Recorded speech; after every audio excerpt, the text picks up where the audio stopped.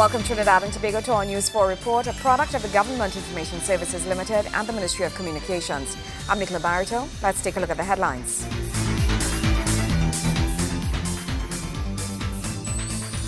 The Prime Minister departs for Cuba to attend 3rd CELAC conference. National Day of Prayer enters its second day. And India celebrates its 64th anniversary as a republic state. Thank you for joining us. The Honourable Kamla Prasad Bisasa, Prime Minister of the Republic of Trinidad and Tobago, left the country at approximately 5 o'clock this afternoon. The Prime Minister is being accompanied by 2 government ministers, one being Minister of Foreign Affairs, the Honourable Winston Ducaran. The Community of Latin American and Caribbean States, CELAC, comprises 33 sovereign countries in the Americas, representing roughly 600 million people. Absent from the bloc are Canada, the United States, territories of France, the Netherlands, Denmark, and the United Kingdom in the Americas. United Nations Secretary-General Ban Ki-moon will be present at this year's summit. At the meeting, Cuba will hand the rotating presidency to Costa Rica, which will be in charge in 2014. Speaking with members of the media before delivering the feature address at the launch of the National Week of Prayer at the National Academy for the Performing Arts in Port of Spain, Mrs. Prasad Bisasa said her focus will be on a number of issues, including developing more trade links with our Latin American counterparts. She said, quote, "We will discuss what we can offer each other and as a bloc how we can better secure the region dealing with narco-trafficking," end quote. It affects all of us in this part of the world, and as member nations, security issues will be raised. Meanwhile, the Prime Minister is urging Trinidadians and Tobagonians to be the change they wish to see in the country. She says a healthy respect for the Lord is the first step to encouraging this change. She makes the call as the Ministry of National Diversity and Social Integration launches a National Week of Prayer. Mrs. Prasad Bisasa is calling on all citizens to support the National Week of Prayer. Addressing the crowd gathered at an interfaith service at the National Academy for the Performing Arts, Mrs. Prasad Bisasa says sincere prayers together with willingness for change can see Trinidad and Tobago move in a better direction. Today I urge every man, woman, child in our country to commit to daily prayers, not just for this week of prayer, but beyond. Pray in whatever way you know. God as our parent knows us and accepts our prayers when we do it with love and sincerity. When you pray from your heart, God listens. I urge you to never forget the power you have within you: love, prayer, and forgiveness. These human elements coming together collectively would signal that we as a people want to change the course of our lives and the way we do things. The Prime Minister adds that rather than support the initiative in the short term, citizens should seek to reflect on the crimes this country has suffered through and use prayer as a healing medium. I ask you to reflect on where this is taking us and to make a commitment to make prayer a part of daily family life, not just for this week, but for every day. If as a nation we make that commitment, we would suddenly see the effect of prayer on our country or society. God, our Creator, has endowed us with great potential, with great strength, and with great ability. Prayer helps us to tap into those abilities and allow us to develop these powers.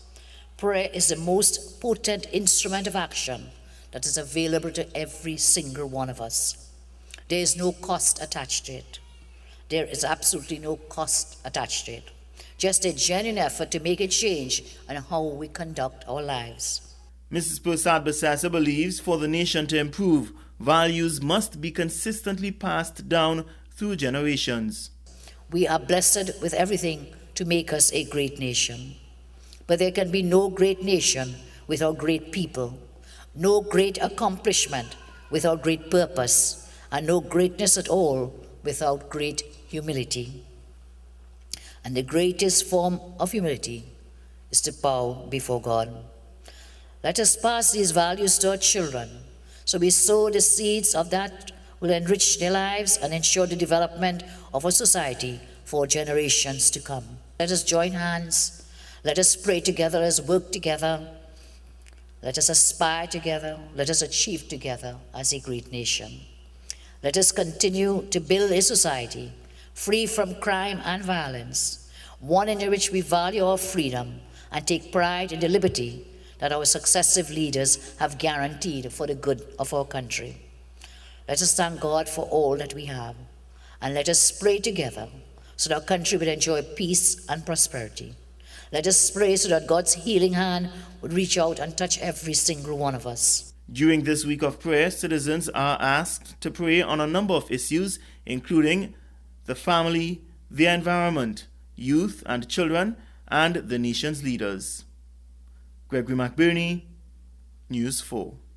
News 4 continues right after the break. Stay with us.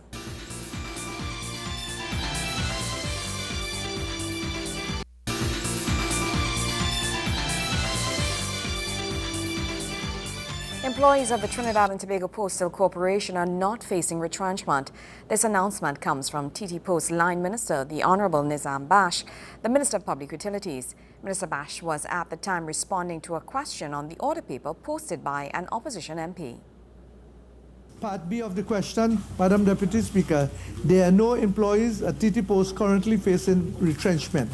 Speaking in Parliament, the Honourable Minister stated that for that employees' jobs being secured, TT Post has transformed strategically implementing cost-reducing and revenue-generating initiatives. Minister Bach said this was done to ensure the corporation did not feel the effects of the global economic decline. Given the economic and global trends which have affected the postal market globally, TT Post has been in the forefront in terms of strategic transformation of the corporation and has been implementing a range of cost-reducing and revenue-generating initiatives to achieve viability and sustainability. At present, the corporation relies on a combination of earned operating revenues and allocated subventions to meet its core operating expenditures on a monthly basis.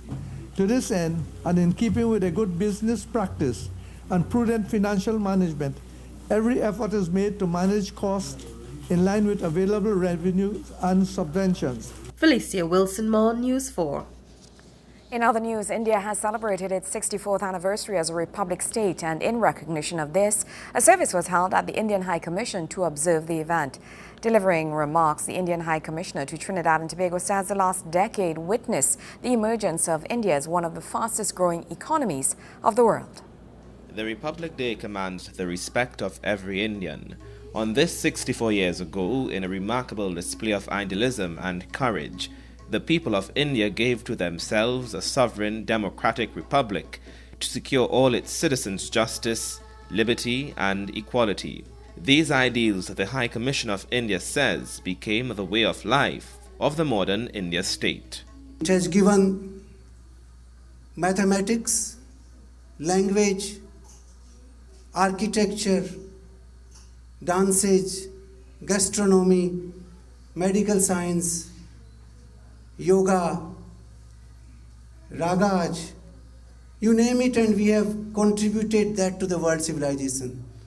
So we have every reason to be proud of Indian, and particularly today when India has risen as a world power in the last 60, 70 years.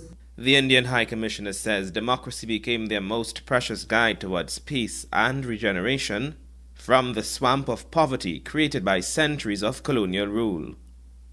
Along with this spacious constitution, India has grown into a beautiful, vibrant and sometimes noisy democracy. Today, the things have changed. India has emerged as an economic powerhouse, a scientific powerhouse, and a political weight in the world scene. Commissioner Sri Gauri Shankar Gupta spoke about India's relationship with Trinidad and Tobago. He hailed it as a good one. Our relations naturally, as I call them, blood relations with Trinidad and Tobago, and we need to strengthen them in every possible way. I will do my best during my stay here, whatever I can. In closing, the Commissioner read the President of India's address to the nation on the heels of this auspicious occasion. Open quote, India's strength lies in her republic, the courage of her commitment, the sagacity of her constitution, and the patriotism of her people. 1950 saw the birth of our republic. I am sure that 2014 will be a year of resurgence. End quote. Joseph Lopez, News 4. When we come back, sport news. Stay with us.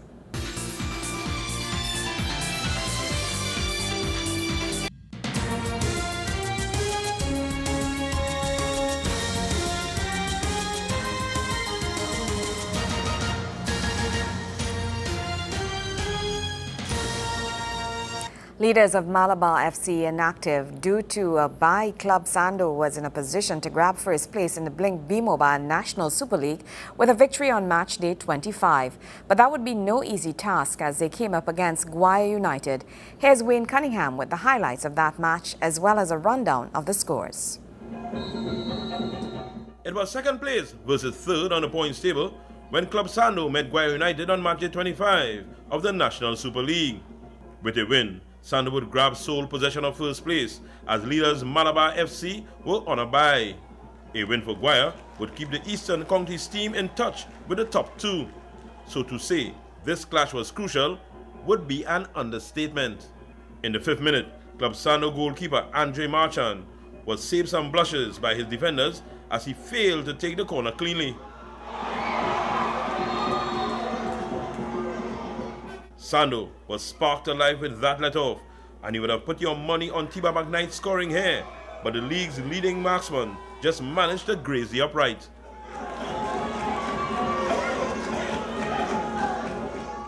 At the other end, Marchand continued to misjudge the corners.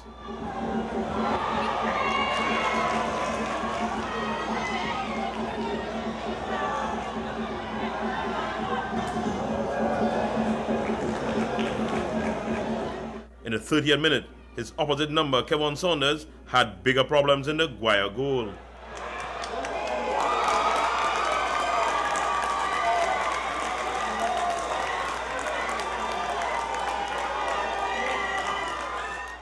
Karen Smith with a neat turn and shot to make it 1-0 Club Sando.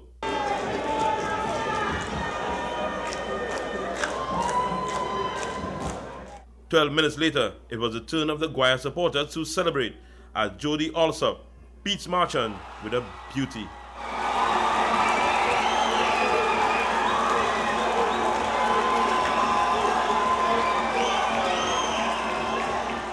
The keeper tried his best, but that shot would have beaten most custodians.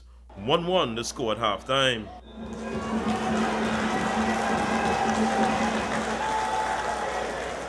The second half began with a neat piece of skill from Guaya's Candace Garcia, which brought the crowd to life.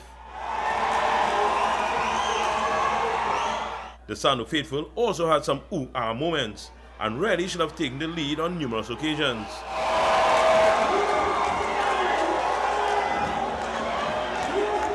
The match was decided by an expert piece of finishing, and once again, it was Jody Alsop of Guaya United.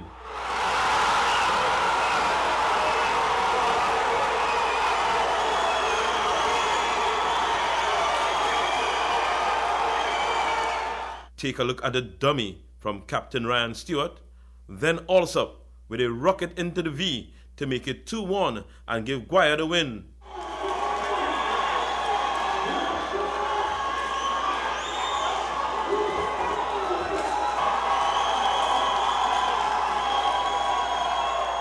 The victory moved Guaya to 40 points, just 5 adrift of Sando and leaders Malabar FC.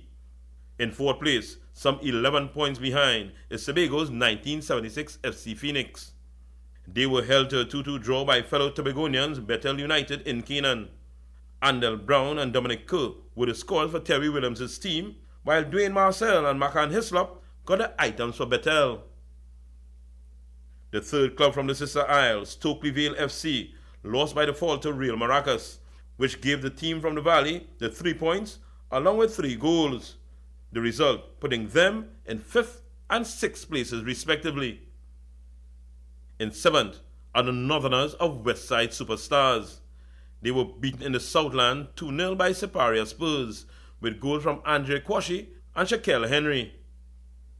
In the all-Eastern clash between FC Santa Rosa and Wassa FC, it was the Watermen coming out on top with a 2-0 win courtesy strikes from Jabari Raphael and Gary Glasgow. The win did not help them much, as both teams sit in the relegation zone and seem destined to return to regional football. Wayne Cunningham, News 4 Sports. More news right after the break. Stay with us.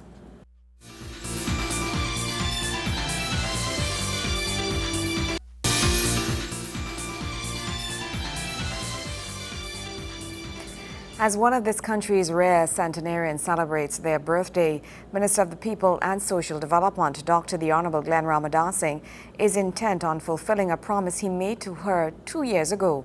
Dr. Ramadasing recently paid a visit to Violet Revere as friends and family gathered to celebrate her 106th birthday. Violet Revere was born in St. Vincent and the Grenadines on January 22nd, 1908. But migrated to Trinidad and Tobago in 1956 with her now deceased husband Ebenezer. She has spent more than half her life in Trinidad and Tobago, even raising her 4 sons and 5 daughters here. Her entire family recently gathered at her Laventille home to celebrate her birthday, one which many persons never lived to see, her 106th birthday. Also there to celebrate with Mrs. Revere and carry out a promise he made was Minister of the People, Dr. Glenn Ramadasing. 2 years ago, Minister Ramadasing assured Mrs. Revere that a wall alongside her property would be extended, and to date, there have been what he says are difficulties in completing the project.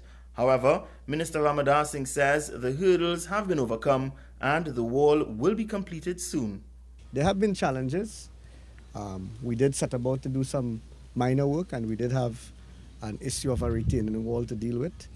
We then tried to engage the community in a partnership to get the work done, but we have seen the need to get a job-specific, contract-specific job, and try to get probably someone from the area, preferably, to complete the works and to include the residents of the area. I do have in my hand an approval for such works, and it is in collaboration with the family that we will begin these works, because this is just a matter of they giving us some guidance as to how to proceed. I want to pay tribute to the daughter and other relatives who have been working with us. The Minister of the People insists he will do what it takes to fulfill this promise, as Mrs. Revere deserves to have what she has been promised. We really want to pay tribute to her for her strength, her resilience, and her presence in this community is an encouragement and inspiration to the people of this area, but in fact, the larger national community. And the fact that she's still vocalizing and showing her appreciation means a lot. And, you know, if I were to say that she is an inspiration, I think that inspiration will help us to overcome the challenges that we faced and that we are facing and that we will face in the future. But we really want to applaud her for living such a long life and being a mother to this community. The Minister of the People says he also has other plans for the centenarian, given the amazing milestone she has reached. There will be other ancillary things that we will want to do for her as we go along. It's not a one-all and end-all. We see this working with this family as a continuing. Gregory McBurney, News 4. Well, that's how we wrap up this edition of our News 4 report, a product of the Government Information Services Limited and the Ministry of Communications. I'm Nicola Barreto. Thank you for joining us.